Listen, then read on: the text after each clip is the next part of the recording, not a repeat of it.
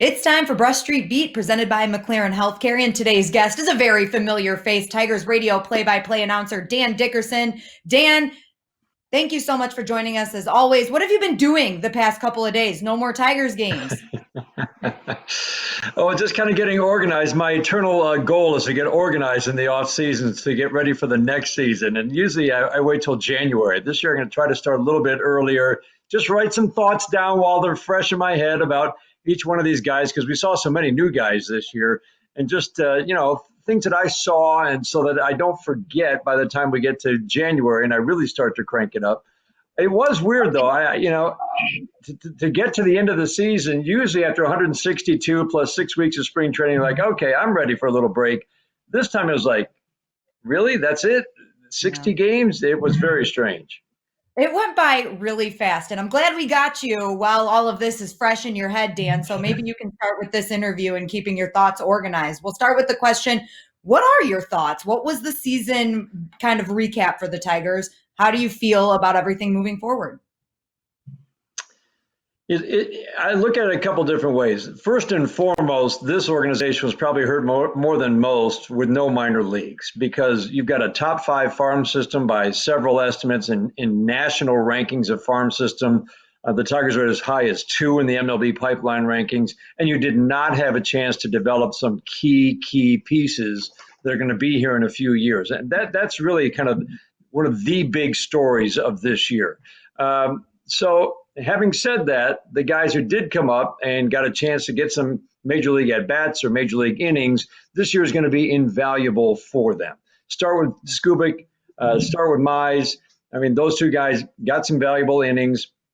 How many innings he'll get next year, who knows? Skubal looked great. Mize did not look as good, but the stuff is there. This kid did a lot of learning, and he'll take that into 2021. Willie Castro showed that he can certainly hit at the major league level, but I would also caution, all Tigers fans realize that these are very small sample sizes. We knew that everything would be in a 60-game season, so we think Willie Castro can hit, maybe not at a 340 clip, but also remember that Luis Robert had about 130 plate appearances. He was great, and then he really tailed off as the league adjusted to him. So just that little cautionary note, trying to make too much of a great rookie season for Willie Castro offensively. But it was terrific to see him come up and perform. Will he be the shortstop in the future? I think that still has to be decided. Isaac Paredes got 100 at-bats this year, and that's a good thing. Willie Castro got the same last year, didn't do a whole lot with them, showed this year that he learned from them. You've got Daz Cameron showing that he's absolutely a major league right fielder, and that he could make an adjustment after a 1-for-27 start, finished 10 for his last 30. So you definitely saw some of these young prospects showed they could play at the major league level. The pitching side of the equation obviously was a real weakness this year, but I do think Skubal and Mize will be in that rotation to start next year. I do think Spencer Turnbull made some strides this year. He just really, for him, it was about getting that command back at the end of the year, because he's one of the tougher pitchers to hit in the American League. Tough year for Matt Boyd, but he says he learned from it, and he's still got the 3-1 strikeouts to walks, and I think he still will be a big piece in this rotation going forward. So there are definitely some pluses. The talent is coming, but the weaknesses that were exposed, this is an offense that had the fewest walks and the most strikeouts, and that's where you really have to start when you talk about improving the offense next year. You have to find some bats to add to this lineup, which is going to still be very young for next year. Dan, let's look at Miguel Cabrera for a minute here. Like you said, there's a lot of young bats on this team, but we still have one of the best hitters in baseball in Miguel Cabrera. And during this 60-game season, he had 10 home runs, which led the Tigers. And he showed some flashes of a very youthful Miguel Cabrera. Did this season give you a new outlook on what Miguel Cabrera may have left in the tank? I mean, he even said he at least wants to play out the rest of his contract. It's a great question, and it does affect, because when he's hitting, it affects the whole lineup. There's a ripple effect up and down the order when Miguel Cabrera is hitting, like we saw really just for the last week. So I look at his season in a couple of different ways. In the spring, as we've talked about, he looked like, because of all the hard work he'd done in the offseason, he was going to get back to more Miggy level performance. I don't know, 850 OPS or better. I really believe that. I saw those 2 home runs against Garrett Cole on a day when he was throwing 97 in spring training, and I thought, he's back. Then we didn't see it, but I think the 4-month layoff really did hurt him. So as you look at this season, there was a 35-game stretch for Miguel Cabrera, had 3 extra base hits. He was cheating to get to the fastball, vulnerable to sliders, wasn't hitting either. Then in that last week, here are the positives I saw to Miguel the last week. He's now turning and pulling 97, 98, 99 mile an hour fastballs. 3 different pitchers, 3 different occasions.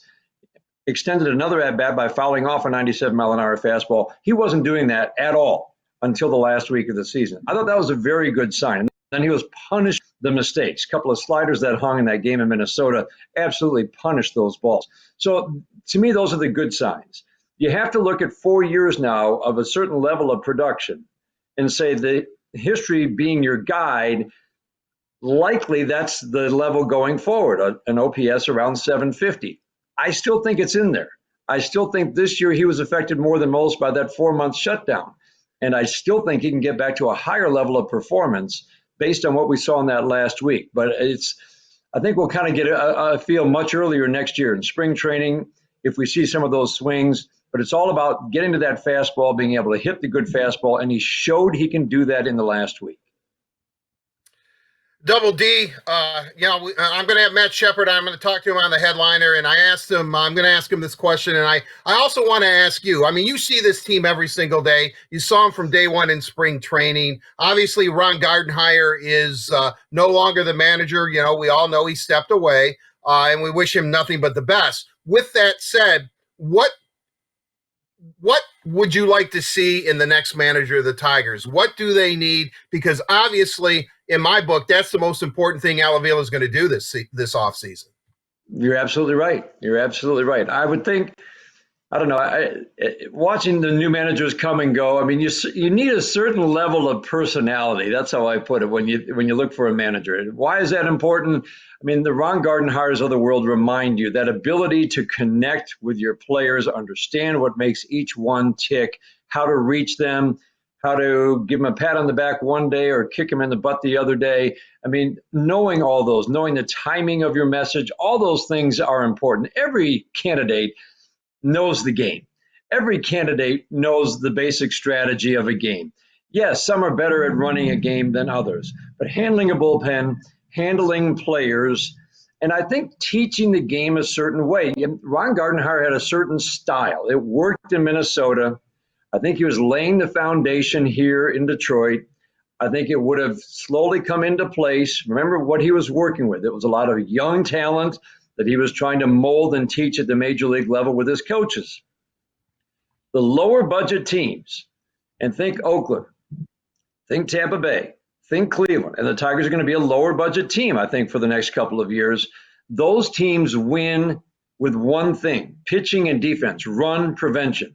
You can have an average offense with enough power to score enough runs, but if you do it with pitching and defense, those 3 teams, low-budget teams, have been winners. Cleveland for a long time under Terry Francona, Tampa Bay the last 3 years, Oakland the last 3 years. That's how you build a winning team, and that's what I would look for, that guy who has that personality, certain style of play.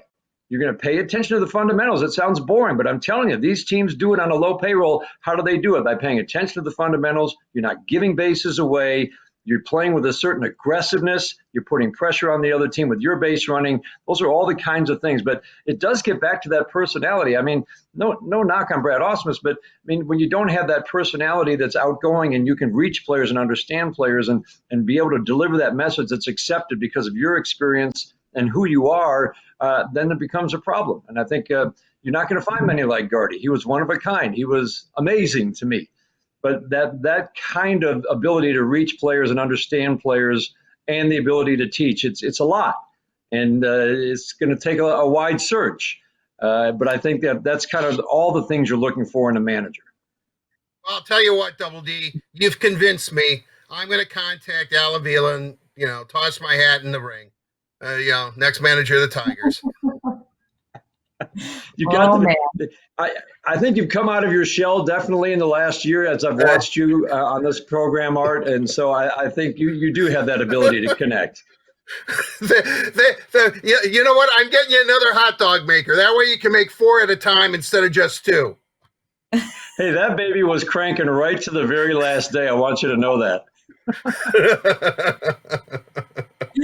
Dan, I'm going to ask you one last question, and I feel like we have probably asked you this question 100 times, but now the 2020 season is officially over, so I definitely want to get your thoughts on it.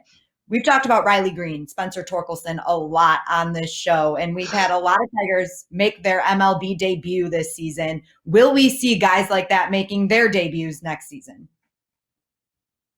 It's a great question. I still go back to the fact that I didn't have the chance to develop this year at the minor league level. Remember, Riley Green hadn't made it to Lakeland yet, so I do think he's special. I do think the bat is special, but he'll probably start at Lakeland next year, you would think, and the hope would be kind of like this year that he ends up at Double-A by the end of the year and maybe is forcing his way onto the roster in September for a call-up.